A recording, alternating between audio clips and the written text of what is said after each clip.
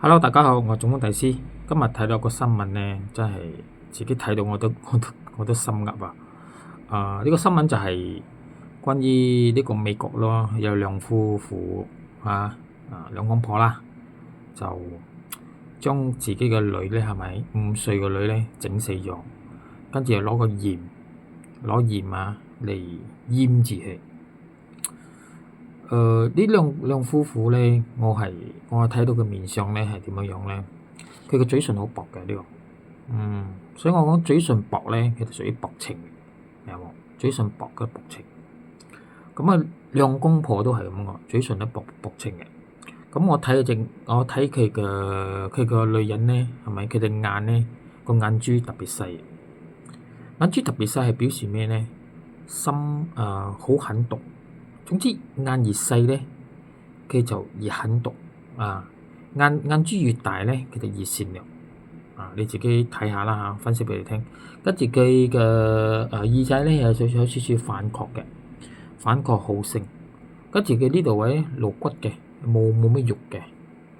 咁呢啲係屬於臭脾氣嘅人嚟嘅，臭脾氣。咁呢個佢嘅樣咧，女性嘅樣咧屬於 V shape，V shape 佢成日標示 V shape 就係。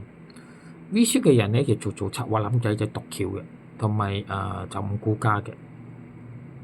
所以個特徵睇到呢度啦，佢狠毒，所以佢自己個女都殺得落手，虐待得落手。咁仲有一個男士咧，男士佢就呢個耳仔係兜風耳嘅，兜風耳。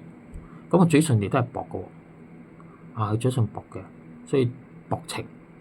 跟住鼻咧嘅鼻梁就好高。鼻梁好高咧，我哋做嘢有信心嘅，即係講佢做嘢一就唔可以做，一做就做到好狠嗰啲。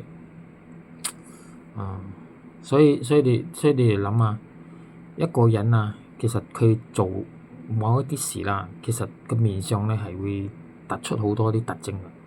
所以我平時都會好留意呢啲咁樣嘢嘅。